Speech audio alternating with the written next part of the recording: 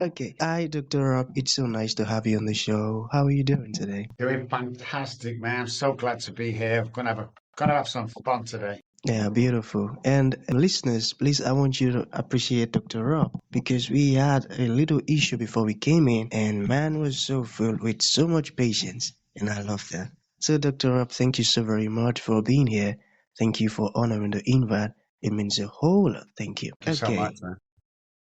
Yeah. So, Dr. Rob, I am quite excited to have you on the show today for some reasons. Alright, firstly, my interest in knowledge seeking, because I believe in order to transition from a chaotic situation to that of a beautiful one, it takes the application of knowledge. And you see, Dr. Rob, I was reading the writings of an ancient monarch, King Solomon, and he said in his writing, he said, seek knowledge, seek understanding, and seek wisdom as you would seek your lost money or an hidden treasure. That's profound.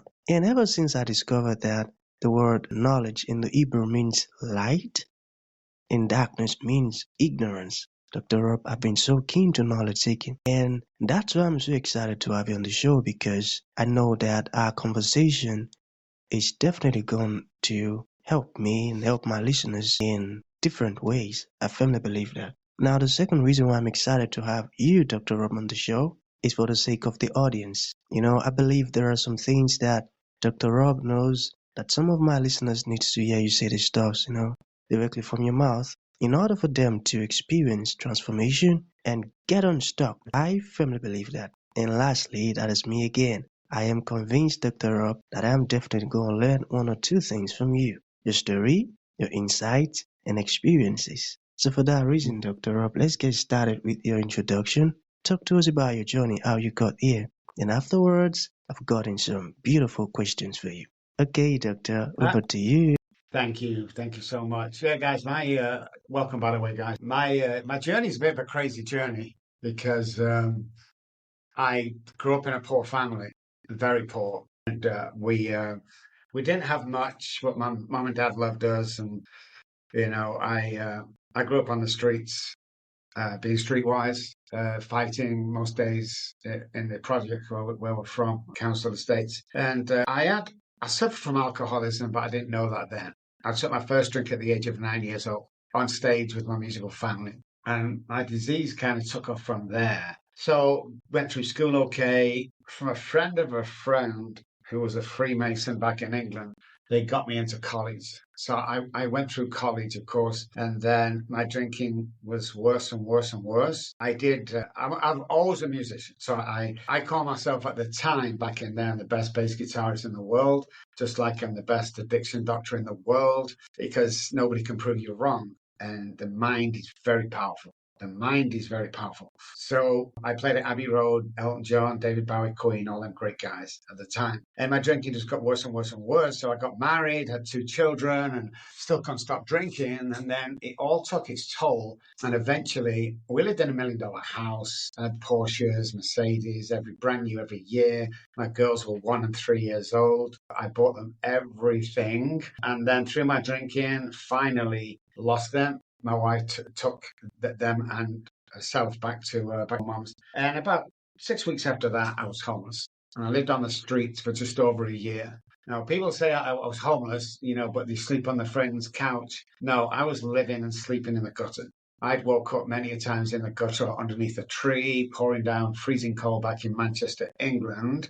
I'm in San Antonio, Texas, guys. It's where I am today. It's where I reside. So, yeah, I spent all that time on the streets, and from a huge, that can only be described as divine intervention, I was able to get off the streets, to build my life.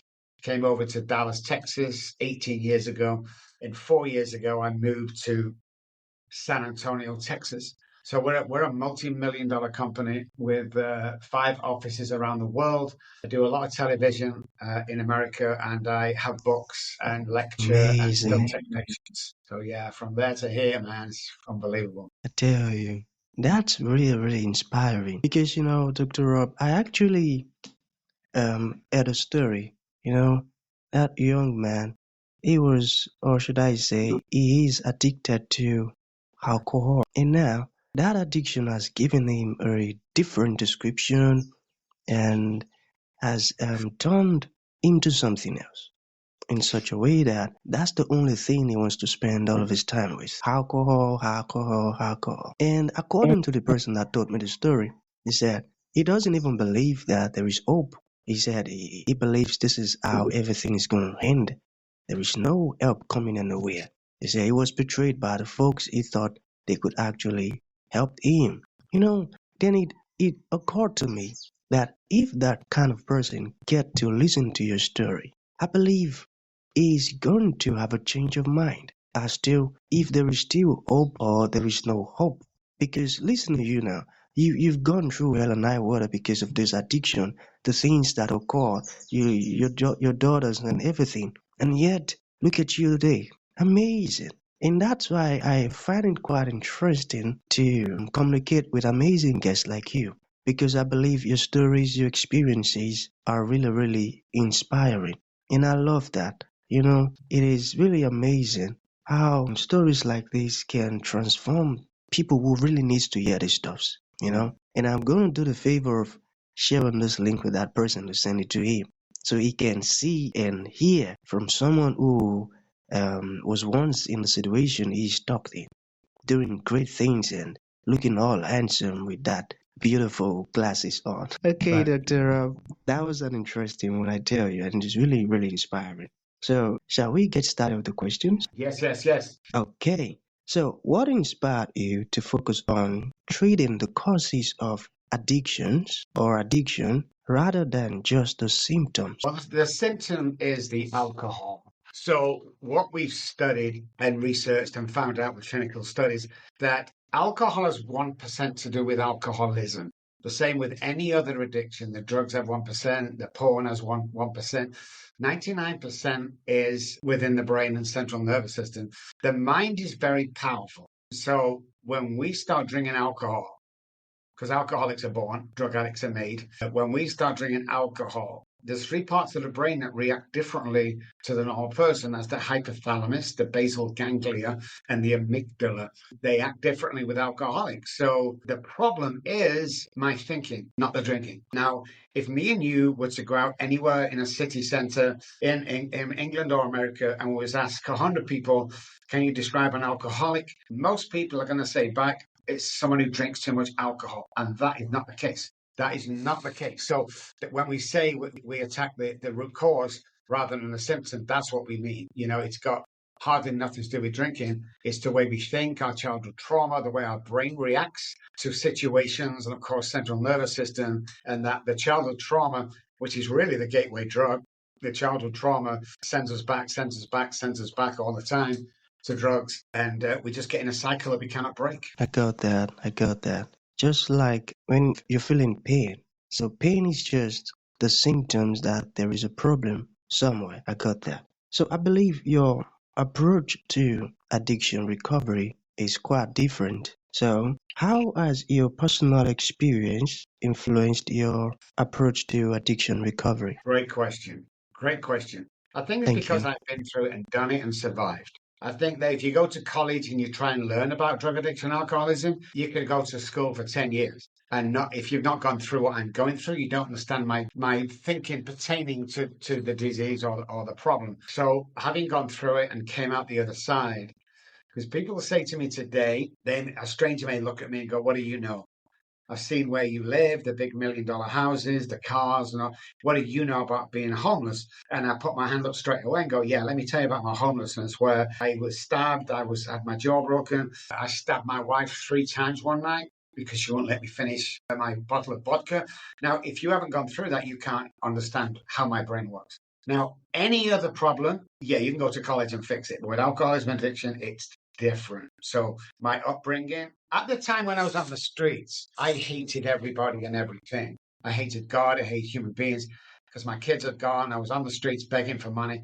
But today, where I am now, I look back at that 14 months homeless, and I refer to it as a semester at Harvard University because the knowledge that I got from the streets I love that. helps me go forward. Yeah, yeah. Well, I've been to Oxford University, I've been to Southampton University, Manchester University, and all that knowledge doesn't compare to my 14 months on the streets when it comes to knowledge. Because that's what people want to know. They don't want to know what college you went to, what your grades was like. They don't want to know that when they're suffering. They want to know, have you been through what I'm going through, and can you heal me? And the answer is yes. Powerful. I love that. I love that. And I can see some certificates on the wall. What are these certificates for? There's a master's, there's a license from Texas, there's a PhD from Oxford, there's another PhD. One PhD is behavioral science. Back in the day, it wasn't behavioral science on its own, so it come under psychology, and the other one is psychology. So different permits from me practicing around me, and there's a wall of stuff still over there, awards and stuff that I've gained over the years. So yeah, I'm very happy with where I am today, but I wouldn't change my past for anything. Mm, amazing. I got that. I got that. And that's right. I feel like people do not want to know the universities or the university that you went to. They want to know if you can actually relate with them, feel what they're feeling. And I think you have that because you faced the toughest moment of these things and you came out of it. Yeah, That's really inspiring. And yeah. you said the only way you can put it was that it was a divine intervention. I love that. Okay, we still have two more questions to go. So let us talk about trauma. All right. So what role does trauma play in addiction and how can it be addressed in recovery? Childhood trauma, that's the gateway drug right there. So when we study the brain, what we find out is there are billions of neural pathways, and as at birth they get larger and larger, and then there's billions, obviously. Neural pathways are thought patterns. So what happens as a child is what we go through, any neglect, any abandonment, any shame, remorse, any harm, any molestation, everything like that we store in the subconscious brain. And it never goes away unless you directly heal it, and you can't do it on your own. So let's say, for instance, there is a young girl, probably 9, 10, 11, in a household where dad drinks every night, comes home from the bar, and 9 times out of 10, he'll get into a fist fight with her mom. After a while, she believes that's a normal relationship and a normal marriage. So the energy of what's happening around her stores in the subconscious brain. So here's the interesting part. So when they go to college or move out the house with the energy is looking for another energy that from a guy that ends up beating her and drinking too much. And it's just the fact that what we learn from childhood becomes our truth. So therefore, we only attract what we think we are worth. So if my worth, when I've not been validated or approved, we get ladies all the time that's been molested or raped, but they've never been validated for that rape. It's all been pushed under the carpet. No one's going to talk about it, and that's where the harm is done. I mean, just to validate what something happened and the chance to say, yeah, I believe you. I honestly believe you, and I know exactly where you are, is 70% of the cause, 70% of recovering from that, and then you start to heal that. You have to go back to what we call the scene of the crime, where the rape or molestation happened, and you have to uncover what it's about, discover how it affected you, and then discard of that memory. I got that. Amazing. You see, I strictly believe in whatever solution it is that you are offering based on what you said about your past. And you see, most of the informations of addiction that we have out there are those who are still struggling and kept on struggling and finding it difficult to come out of it. So being surrounded with stories like yours is actually really inspiring for folks out there who are still stuck in addiction. Now, can you talk to us about your program? Let's get back to 98% recovery program. Can you talk to us about that? Yeah. So again, forget the alcohol and drug. That's the symptom. Let's look at what's going on. So what's going on is there are billions in your pathways, and most of mine, when I was out of control, was self-sabotaging. Okay. So what happens is when you come here, we don't concentrate on the alcohol and drugs. We concentrate on why my brain is telling me to drink, for instance. Now, you're not going to hear this anywhere else. So, what we found was that there's a part in the brain around the survival part of the brain, which is called the hypothalamus. The hypothalamus' main job is to tell a human being to drink water and eat food to survive. That's it. If we don't do that, fundamental belief that and truth is that if we don't drink water and eat food, we will die. That's what it tells us. At a certain point of the alcoholic's journey, probably 20s, 30s, 40s, 50s, year olds even, the hypothalamus turns around and tells the alcoholic to drink alcohol only to survive and not drink food, eat food and drink water. So when that part of the survival brain, and this will make sense for some guys, when that part of the survival brain is telling me to drink alcohol to survive, then everything else becomes second nature. The kids, the wives, the car, I know as soon as I first drink, it's going to end up in a psych ward or jail or even worse, death. And I've died twice on the streets in England, so I'm not scared of death. So that's what we have to look at. It's when the brain is telling you that, you don't have a choice because you truly believe if you don't drink. So we can go days or weeks without food or water. And while we're drinking the first bottle, we're worrying about where the second one's coming from, just like we do with food. You have breakfast and you wonder what you're having for lunch because it's an automatic, fundamental survival instinct. Brain is telling you that if you don't eat during the day, you're not going to survive. If weeks or whatever it is, you'll die. So it gets on an automatic working part of the mind that's what we do. We do it without even thinking. It's the same with the hypothalamus. It tells us to drink no matter what is happening to us or no matter how many people we hurt. Oh, I never knew that. I never knew that. I mentioned at the beginning, I said, I am quite sure that I would learn one or two things from you. And that has happened already, Dr. Robb. Man, beautiful.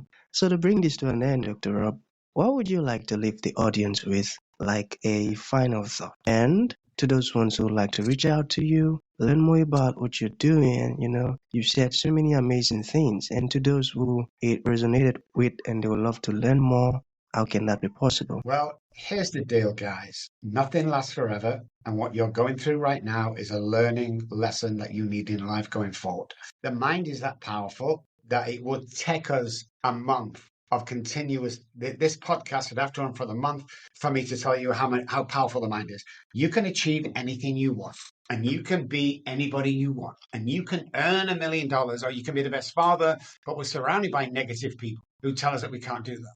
I'm thinking of starting a podcast. Don't be stupid. No, nobody's going to listen. Then start a podcast. So you have to get rid of the people around you that want you to fail. And there is always one or two around you that make comments like, oh, I see you're putting a bit of weight on there, Rob. No, I'm joking. He needs to go. Don't stick with them people. Show me your friends. I'll show you your future. If you hang around 9 depressed people, you will become the 10th. It's the mirroring part of the brain. So believe in yourself. Compliment at least 3 people a day, man. It gives us free dopamine. But you never know what people are going through. Okay? You never know what people are going through. And you can save a life by doing that. And by saving a life, you will be repaid future. So you've got to stick. Be the best in the world at what you do. Don't care what it is. And the best, a pen maker. Call yourself the best in the world. Prove me wrong. You can't prove me wrong. But with that mentality, you'll go on and achieve a lot of things in your life. Don't listen to the naysayers around you. And the other thing I say is I never come on here to sell my services. Loads of people, I'm good. But we do come on here to sort of promote one thing. So if you're listening and not watching, so you can't see my name, robbkelly.com is the website. On there is what's called the robbkellyfoundation.org. And it's a foundation we've just started for children and adults of dysfunctional families. We also pay. Beautiful. I get it. Just to buttress what you said, it is very, very good to be a giver. And if God cannot get it through you, then He won't get it to you. Thank you so very much, Dr. Robb. Yeah, thank you so, so very much. It has been a very, very amazing moment with you on the show. You've blessed us with so many vital informations and even with your presence. Thank you so very much. So that's going to be the end of the show. Thank you.